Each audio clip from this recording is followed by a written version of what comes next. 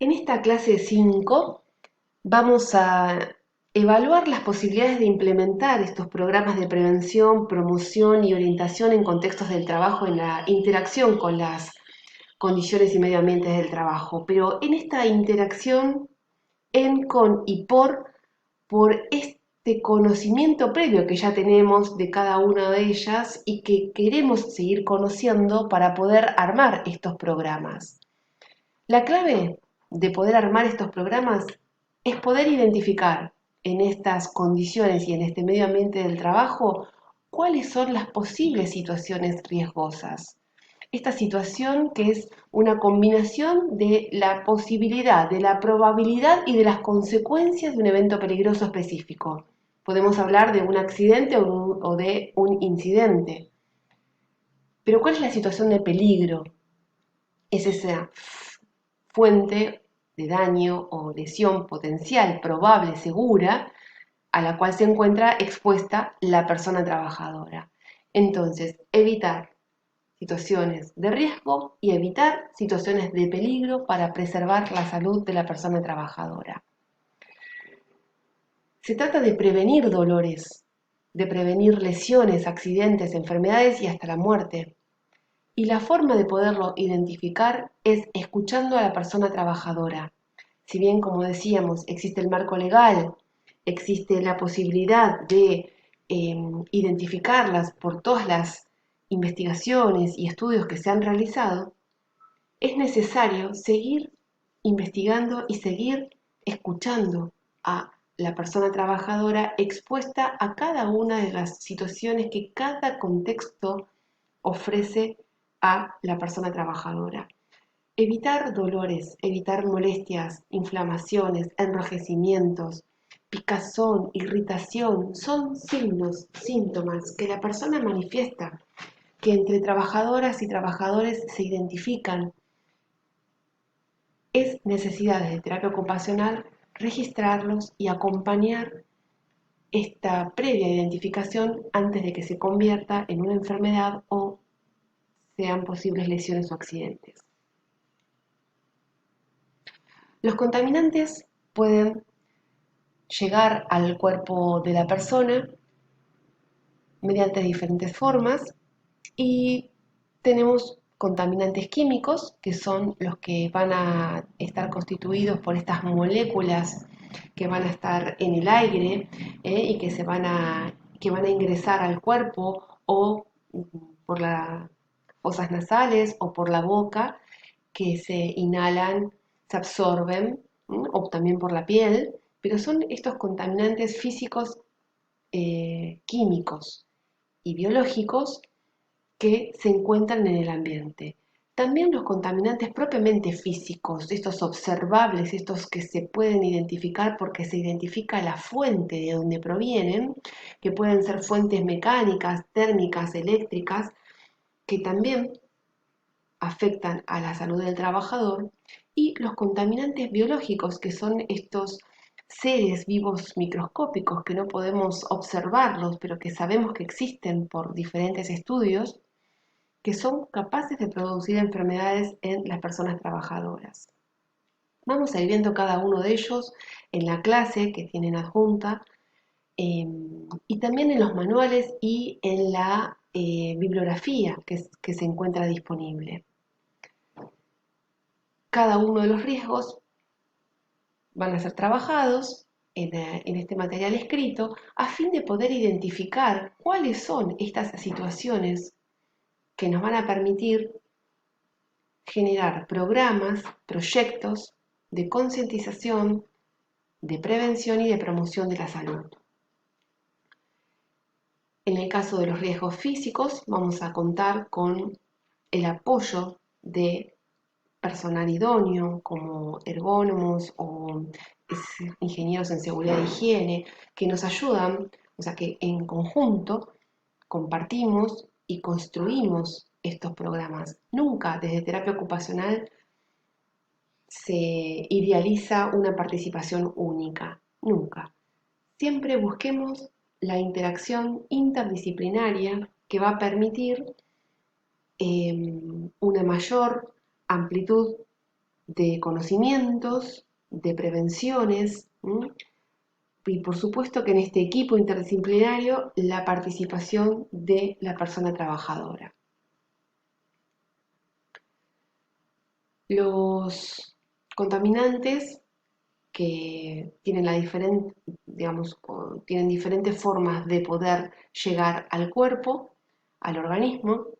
entran por diferentes vías,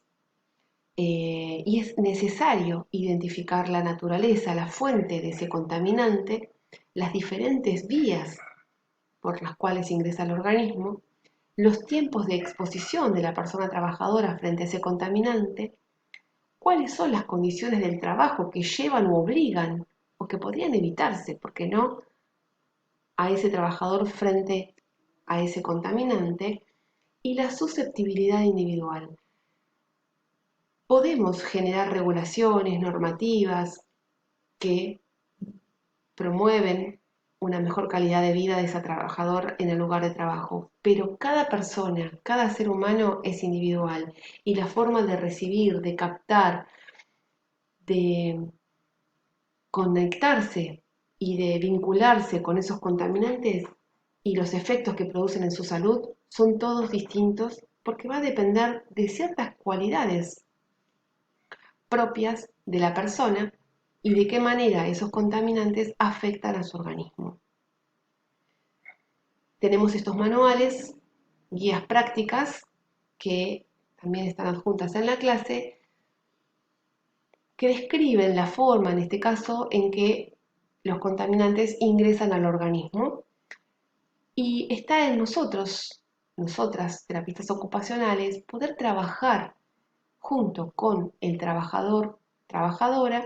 en la forma de concientizarnos para evitar las posibles lesiones y riesgos y peligros consecuencia de estos contaminantes. Desde nuestros análisis podemos identificar cuáles son estas situaciones de riesgo en cuanto al espacio físico y la distribución del mobiliario, de las maquinarias y herramientas en el lugar,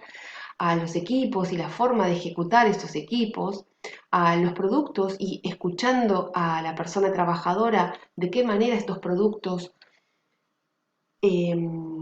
afectan o no a su desempeño, cómo cree la persona que afectan o no estos productos. Escuchar, registrar y luego comparar y hacer un seguimiento de la historia laboral de la persona en este contexto de trabajo y sus comportamientos y sus reclamos y sus manifestaciones. Las condiciones propias de la persona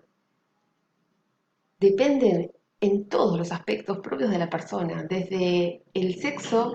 la edad, estas características que constituyen a la persona como tal, en sus historias y en sus hábitos y en sus rutinas y en sus formas de alimentarse, por ejemplo. La persona es única y se hace única, y frente a las situaciones de riesgo es única también. No va a ser una situación de riesgo igual para cada una de las personas. Es diferente para cada una de las personas. Entonces, estas exposiciones a las situaciones y a los factores y a estos agentes tienen que ser registradas haciendo un seguimiento personal de cada persona trabajadora. Existen en las redes y en estos manuales y en estas guías prácticas muchísima información, muchísimos elementos que nos permite prevenir y concientizar en el uso, pero reitero, cada persona es única, cada trabajador, cada trabajadora es única y tiene conocimiento de su cuerpo frente a la situación de riesgo. Entonces, estos manuales y estos elementos que nos permiten cuidar la salud de la persona trabajadora son indispensables, están regulados, hay normativas, hay una obligación del empresario de disponer de estos elementos para el cuidado de la seguridad y la salud de la persona trabajadora. El hecho está en cómo se utiliza, cómo se implementan, que realmente sean disponibles en el espacio de trabajo y desde nuestra disciplina concientizar tanto al empleador como a la persona trabajadora de la importancia de la utilización y de cómo se utilizan estos elementos y estos métodos. El hecho de poder reducir la concentración de contaminantes químicos en el desempeño de la persona trabajadora se tienen que efectivizar, y desde lo que hacemos desde terapia ocupacional es esta interacción, esta gestión entre sectores, generando y revelando la importancia y valorando la importancia de su implementación en los espacios. Es constante desde el primer momento que la persona ingresa a la empresa, tiene que saber cuáles son las situaciones de riesgo y cuáles son las formas de poderlas prevenir. Y luego en su desempeño laboral a lo largo de su trayectoria en la empresa, se van a ir acrecentando los conocimientos y se van a ir aumentando la cantidad de elementos y de técnicas y de estrategias, porque desde terapia ocupacional las tenemos que ir registrando para seguir disminuyendo las posibilidades de riesgo y de peligro de estas personas trabajadoras en los lugares de trabajo. Los riesgos tecnológicos y de seguridad van de la mano del orden y de la limpieza, con lo cual podemos hacer un diseño del espacio físico y colaborar en una reducción y economía de movimientos, en levantamiento, que también ayudan a esta organización y orden del lugar de trabajo,